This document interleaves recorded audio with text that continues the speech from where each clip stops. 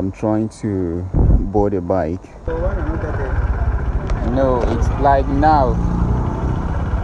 Where do you come from? Going together. Yes. Me and you. Yes. Okay.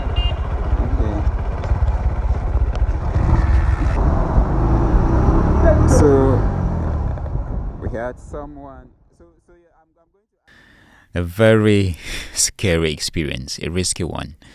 I had it with a bike rider late at night at around 2 a.m. It was risky but interesting. You'll get all of that and more in this episode of Society Deep. I'm Joe Pavel Nyoisuli.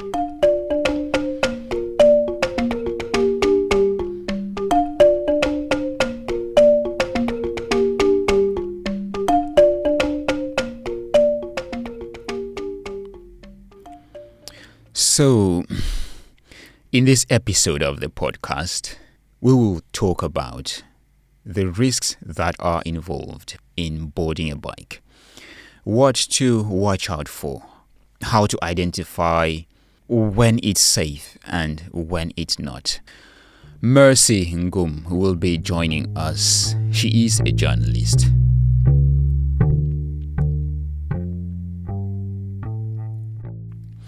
Mercy, I'm happy to discuss this with you.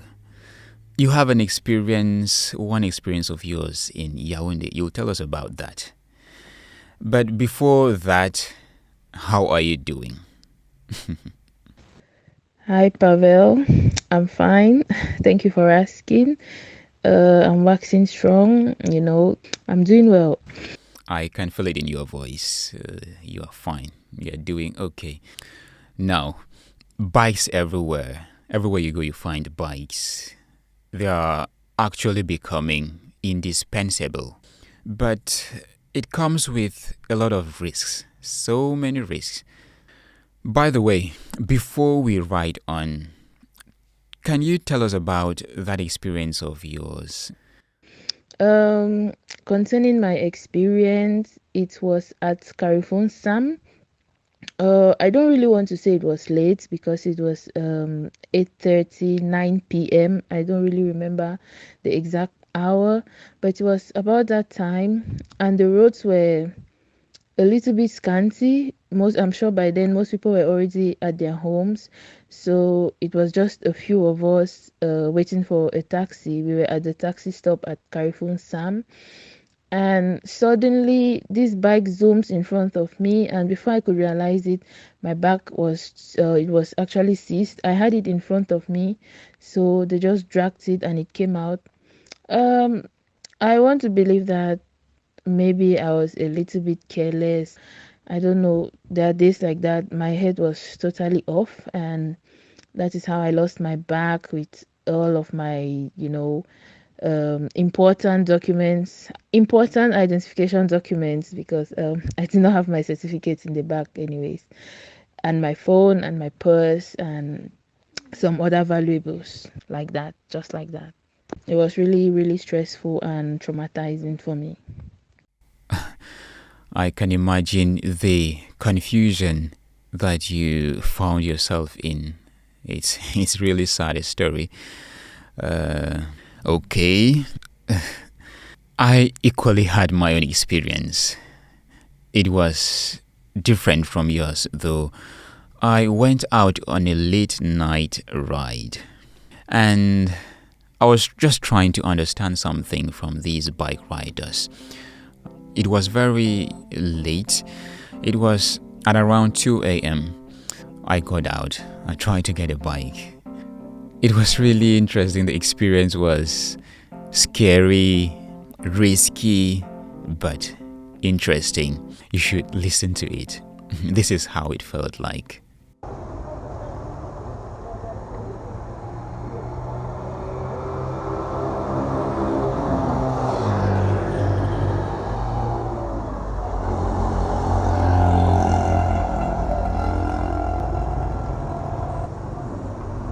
It's 1 a.m. here at Koto Bonamusadi, Douala. I'm trying to board a bike. It was raining heavily and it just stopped. It's usually risky to board a bike at this time. Let me try to get one here. I hope I don't take someone with bad intentions.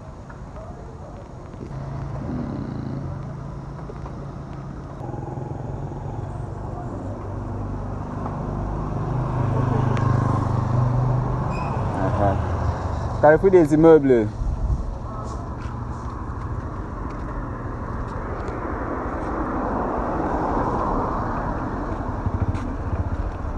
Good morning. Do you speak English? You don't speak English?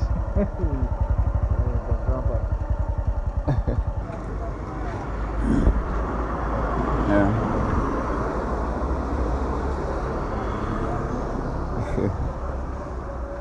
He does not speak English. I'm looking for someone who can speak English.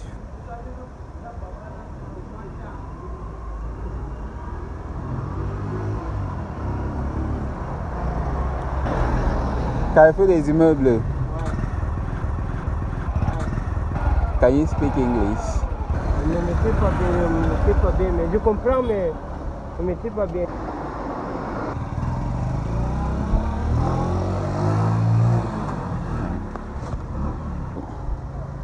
Another person who cannot speak English. We are looking for someone who can speak English.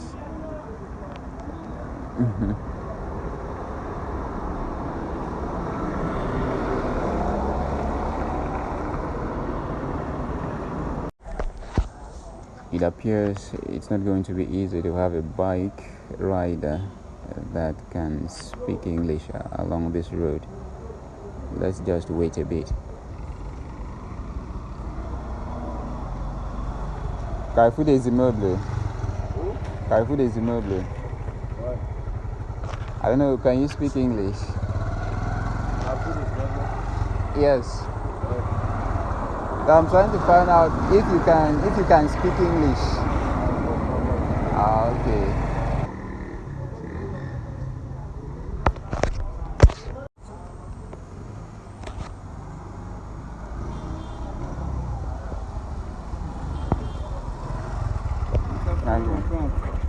Good morning.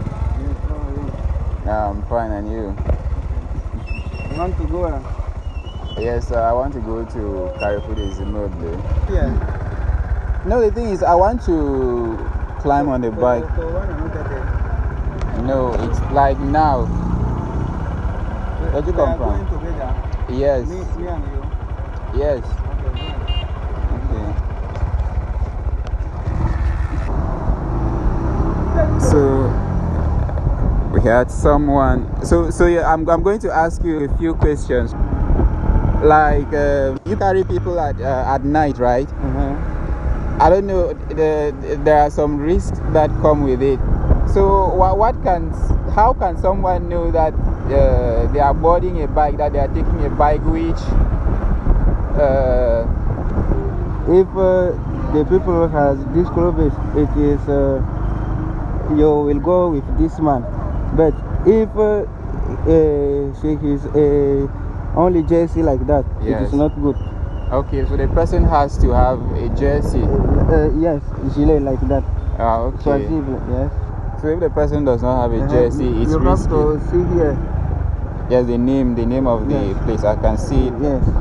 You come to memorize or to write or to see. Yes. It is in security. Okay. Because he is anywhere you will go with this man. But yes. If he do not this clothes or this jersey, it is not good to go with this man in the night. Yes. Okay. Yes. Because it's usually very risky to take a bike, yes, and considering at a time like now, it's very late. Because it's like 2 a.m. presently. Yes. Because this man may be a thief or a man that do the bad way. Yes. Because But if this man is like that, it Yes. is he does not do a problem. Yes. If you give him 10,000, you will pay your money. Your money back. Yes. So you will not have fear that Yes, they yes, will want to aggress you and steal your money. yes. Okay, that sounds really interesting, because me myself, I'm usually scared to take a bike at certain periods in the night. You will refuse if the man don't have this JC. You will Okay. refuse. You have to check the man that have. Yeah, okay. Thank you so much. I appreciate. Can you already picture how scary it was? I was alone, and it was just those bikes passing, and it was really scary. Fortunately, I was not kidnapped. So, from what the bike rider said, are those some of the things you take into consideration?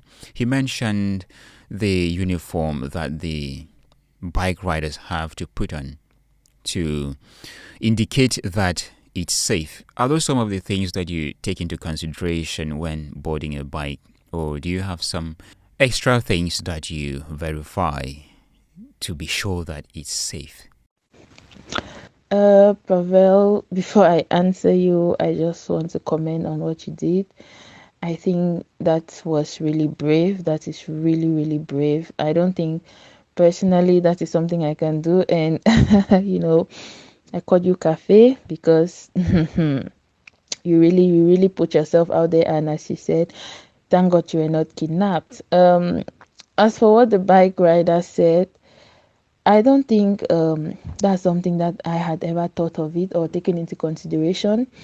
But as far as taxis are concerned, I kind of feel like if I get into a taxi and I don't immediately see the taximan's identification badge hung in front of his taxi, hung on the rear view mirror at the front of his taxi, I immediately feel uncomfortable and suspicious, even in the afternoons.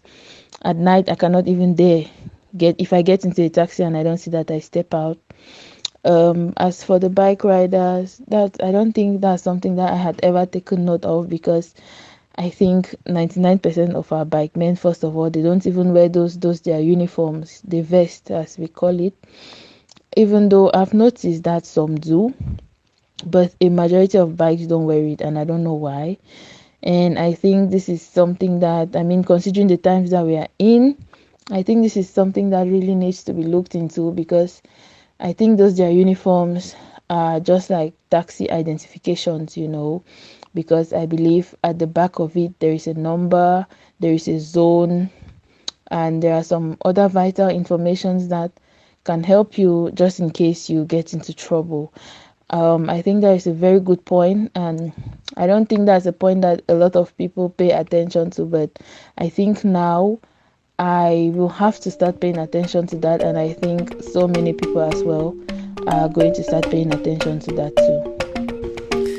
Mercy, I'm happy that you created time for this. It was really an interesting episode today. It was fun. Thank you for being here. I've been Joe Pavel Nyoisuli, and thanks to all of our listeners. It was nice having you listen to this very interesting episode of our podcast.